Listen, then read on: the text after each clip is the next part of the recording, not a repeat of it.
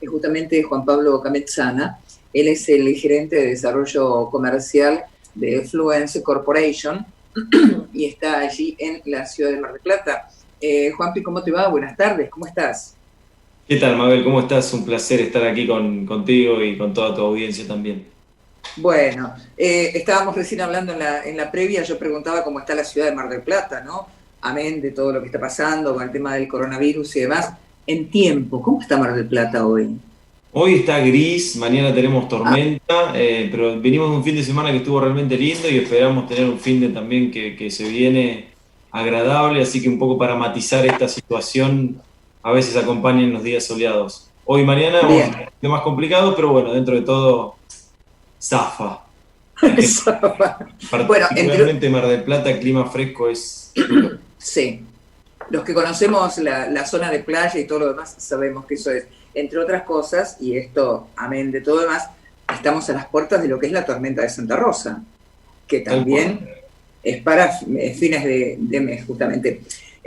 Juan, te hago una pregunta y veníamos comentando, justamente hablando de lo esencial y lo necesario que es el agua. Cuando uno habla de Totalmente. agua, hay que hacer un montón de diferenciaciones, entiendo yo, corregime todas las metidas de patas que me pueda mandar, pero vamos a empezar por el ABC. ¿Qué es el agua potable? Bien, el agua potable es aquel agua que puede ser consumida sin restricciones, ¿no? Tanto para beber, Mm, para fabricar o producir algún alimento.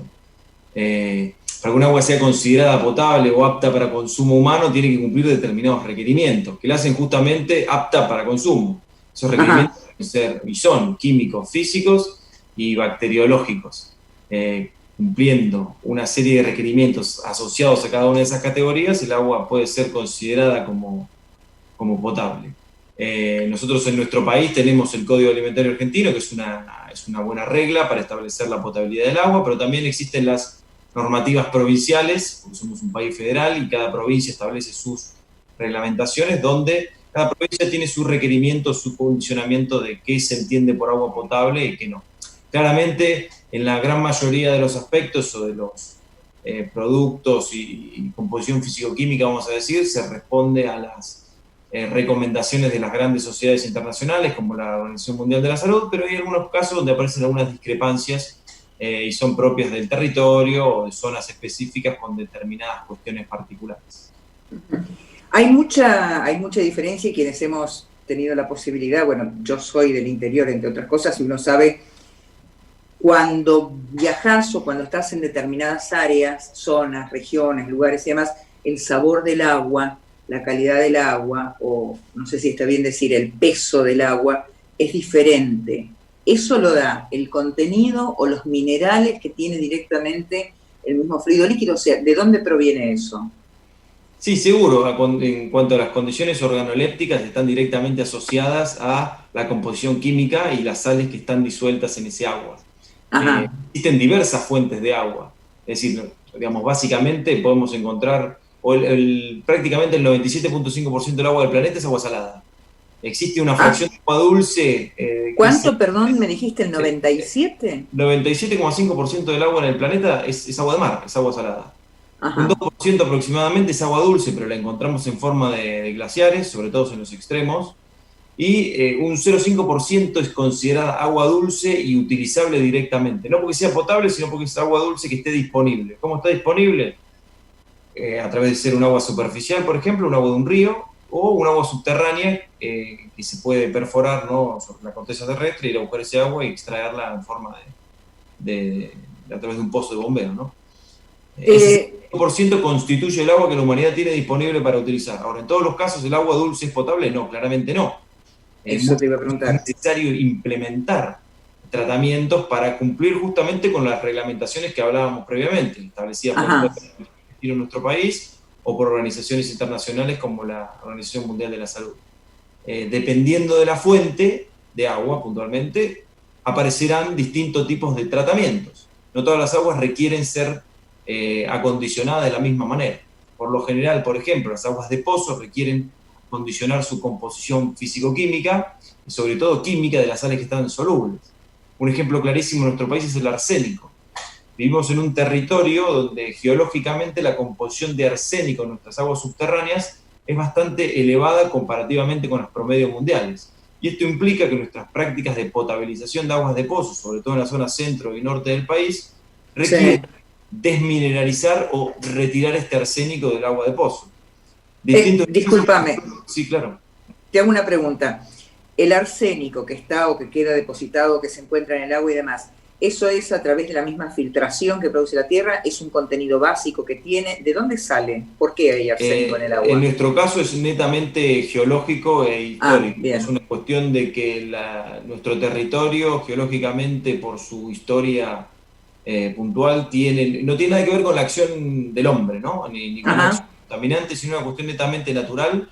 Nos tocó un territorio que entre tantas bondades tiene algunas desventajas, entre ellas arsénico en sus aguas subterráneas, pero no es un problema desde el punto de vista técnico. La industria del tratamiento de agua ha aprendido perfectamente a decodificar cuáles son las prácticas de tratamiento asociadas a la remoción de arsénico y hacer que esas prácticas sean sostenibles y sobre todo costeables, ¿no? por los prestadores del servicio. ¿Cómo hacen, o a través de la empresa, a través de Fluence, cómo se llega justamente a lo que es un tratamiento? Supongamos, tomemos el agua desde el punto de el virgen, el arranque, todo lo demás, eso tiene que llevar determinados procesos donde se van haciendo, entiendo, y supongo, diferentes evaluaciones como para lograr la eliminación de lo dañino y la maximización de lo bueno y lo positivo, ¿o no es así? Sí, sin duda, lo resumiste de una forma bien práctica y sencilla. Siempre se parte justamente de la caracterización de la fuente de agua. Es decir, para saber qué es lo que tenemos que hacer o cómo tenemos que condicionarla, es necesario saber por qué está compuesta ese agua. Una gran parte nos lo dice ya el tipo de fuente. No es lo mismo, claramente, un agua superficial del Río de la Plata, por ejemplo, que un agua de mar. Claramente ahí, ya de por sí, por el tipo de características de las dos fuentes, va a haber grandes diferencias, pero la caracterización físico-química de la fuente es el punto de partida para entender qué esquema de tratamiento hay que aplicar. Y otra cuestión claramente importante tiene que ver con la eficiencia de ese tratamiento, no solo en la remoción de los contaminantes, sino en la recuperación de ese mismo agua. Es decir, cuanta menos agua podamos desperdiciar en el proceso de potabilización o de tratamiento, mejor y más eficiente claramente hacia el tratamiento en sí. Hay tecnologías que tienen mayor recuperación, como se denomina técnicamente, que otras. Y esto depende también no solo de la tecnología, sino de el tipo de contaminantes. Es más complejo, por lo general, remover en términos de recuperación sales disueltas y se desaprovecha un poco más de agua que cuando uno pretende remover sólidos suspendidos, ¿sí? o material regular. O sea, la industria de agua, como te decía, tiene bien decodificadas las tecnologías a utilizar en cada uno de los casos, y ha llevado justamente la tecnología al extremo positivamente. ¿Para qué? Para disminuir los costos de tratamiento, disminuir los costos de inversión y fundamentalmente mantener ratios de producción de agua sostenibles en el tiempo. Esto quiere decir usar hasta la última gota posible, ¿no? Es decir, cuanta menos agua desaproveche en el proceso de tratamiento, mejor.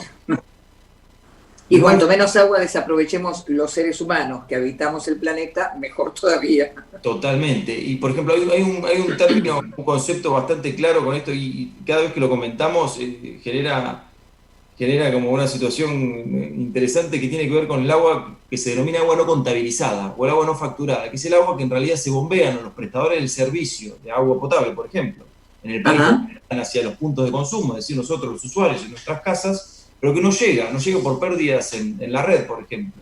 ¿Sabes cuál es el porcentaje promedio Ni idea. de agua no contabilizada? 40%. Es 40% del agua que impulsamos. Una barbaridad, es muchísimo. Es muchísimo. El promedio mundial en los países más desarrollados oscila en un 20%, con lo cual, si bien sigue siendo alto, es decir, perdemos mucha agua en la conducción.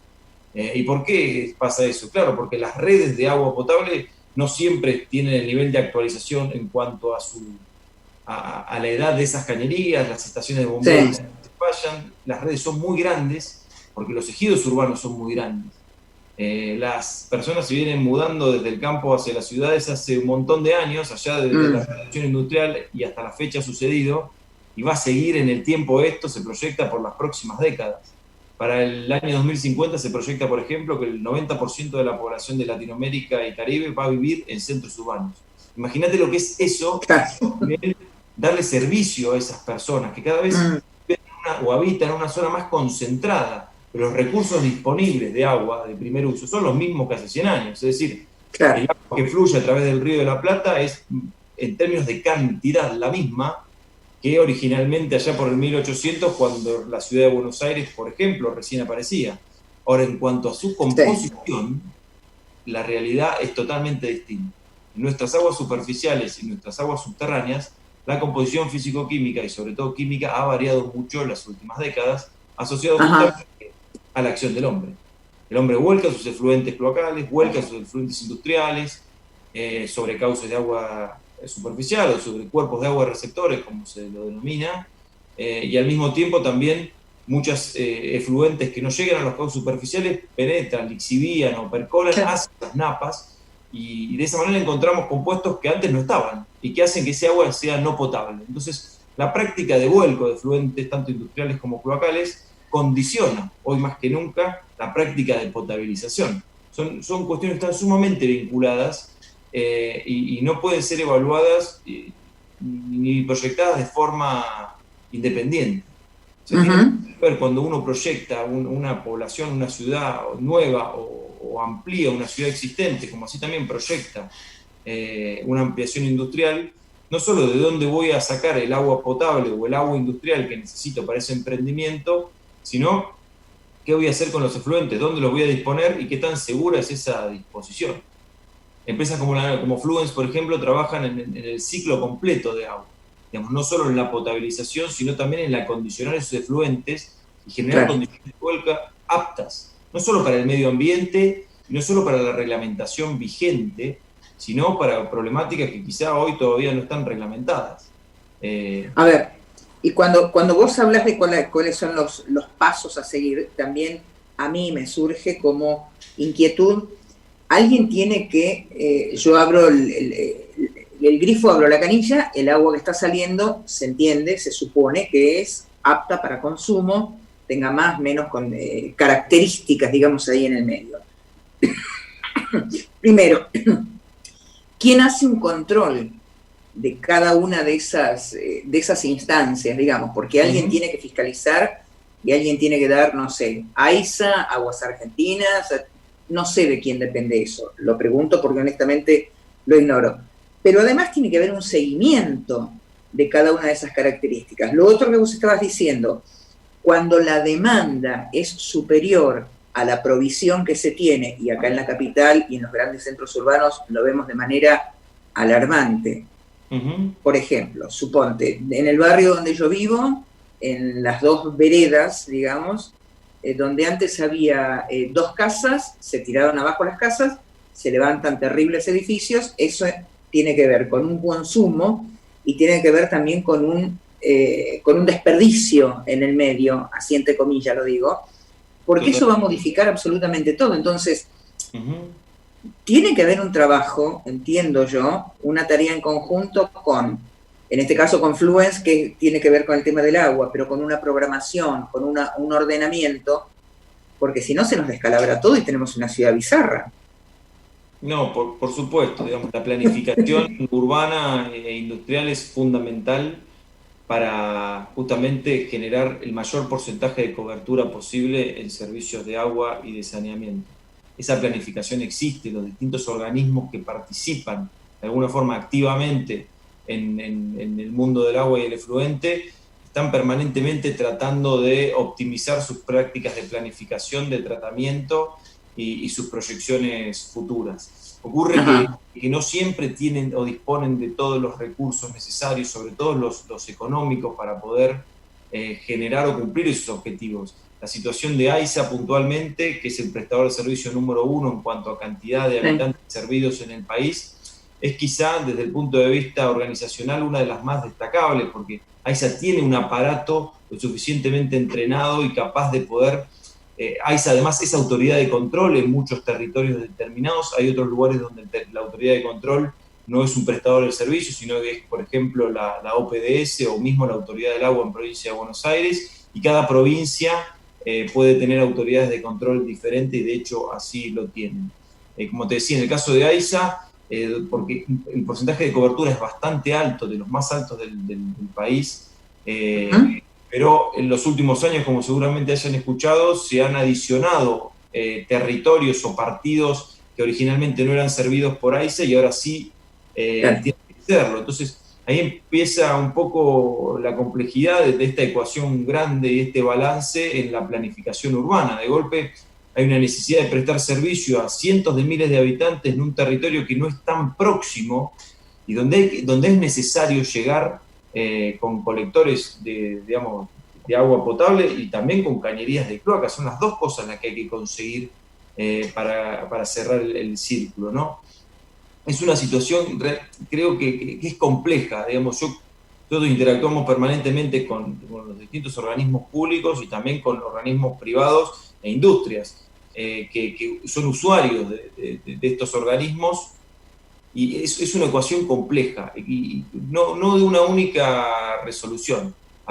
Siempre apelamos a la buena voluntad de todas las partes y a que el fin último de generar la mayor cobertura existe, ¿no? Pero es compleja, sobre todo cuando el recurso financiero es limitado. Y generar obras de infraestructura para darle agua y servicio de saneamiento a toda la población del país en un territorio que es tan grande, no es tan sencillo. Para que vos tengas una idea, por ejemplo, para la inversión de una planta de tratamiento de efluentes cloacales, en general el 90% del costo de esa inversión, o el 90% de esa inversión, está asociada a las redes cloacales, no a la planta de tratamiento propiamente dicha. Y eso es característico. ¿Por qué es característico? Porque desde hace muchos años hemos trabajado e implementado el mismo paradigma de solución que implica la centralización de los tratamientos. Es decir, ¿qué implica centralizar? Bueno, yo quiero tener una única planta de tratamiento lo más grande que pueda en un lugar más alejado posible para que el ejido urbano esté lo más lejos posible y que no le moleste a nadie. ¿Para eso qué necesito? Necesito cañerías cada vez más profundas y más largas, ahí se ve un costo de la inversión enorme.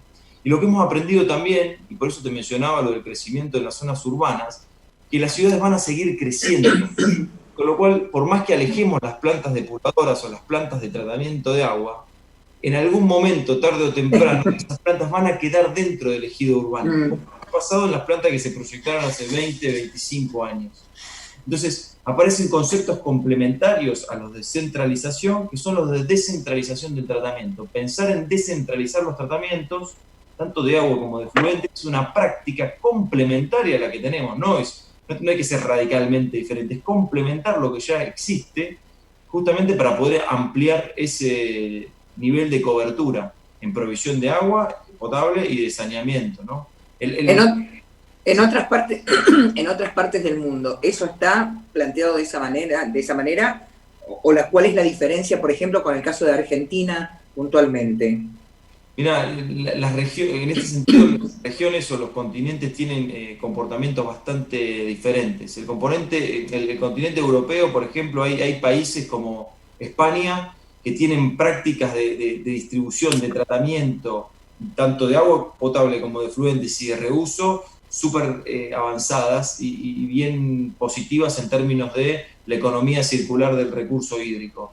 Pero porque tienen mucha demanda y no tienen existencia, básicamente. Entonces buscan la alternativa por ese lado. En realidad, cuando vos mirás la matriz completa, y números grandes y redondos para que se entienda, digamos, el 10% del agua dulce que se consume en el mundo la consumen los seres humanos y el ambiente municipal.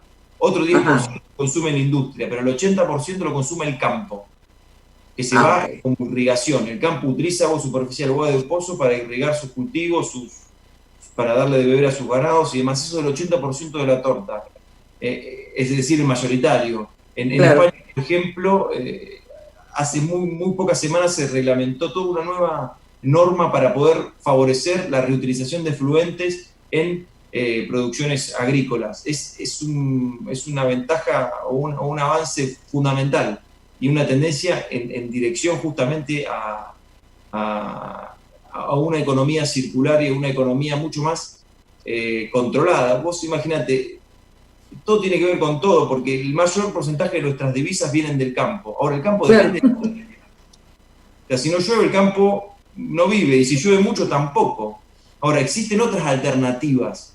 Es decir, en este sentido, la reutilización de efluentes cloacales, con su tratamiento adecuado, por supuesto, no estamos hablando de sin tratar, estamos hablando de hacer un tratamiento y controlar esa práctica de reutilización, es una gran alternativa para nuestro país, sin duda, para darle previsibilidad al rendimiento, al RINDEX de esas hectáreas que se están cultivando. Obviamente que será más aplicable en algunas zonas que otras, pero sí, es algo súper interesante de seguir planteando. Hay muchos productores que así lo hacen, pero hay una asignatura pendiente también bastante grande ahí. ¿Es muy costoso eso, ese trámite, ese cambio de...? No, no es costoso, es una cuestión de paradigma, de enfoque, una cuestión de práctica, de utilización del recurso. No, por ejemplo, Mendoza es una provincia que históricamente ha hecho reuso de sus efluentes, tanto industriales como locales tratados, en forma controlada, segura, y tiene una trazabilidad excepcional, y tiene una métrica. Vos ingresás y podés ver online, o la gente, digamos, del Ministerio de Irrigación, quien en Mendoza controla, digamos, es la autoridad de control, la dueña, entre comillas, ¿no?, del agua, tiene un nivel de control y monitoreo remoto en cada uno de sus puntos de uso y de vuelco que es excepcional. Y nada que envidiarle en ninguna otra parte del mundo de los más desarrollados. Bueno, Mendoza tiene una práctica de reutilización súper interesante para copiar. Pero claro, la necesidad hace a la práctica, ¿no? Porque Mendoza requirió, es un desierto en sí mismo que ha generado un valor agregado por parte de sus cultivos muy fuerte. La industria vitivinícola es fortísima y en la cual se utiliza no solo agua recuperada, controlada por supuesto, sino prácticas de riego avanzadas. No hay riego masivo, sino riego por goteo, donde eso favorece todavía más el costo, ¿no?, de aplicación. Digamos, no es lo mismo regar con un pivote en un campo donde el aprovechamiento es limitado que hacer una irrigación por goteo, por ejemplo, que es mucho más eficiente. Es decir, que eso también contribuye con la optimización de los costos. Juanpi, bueno, sensacional.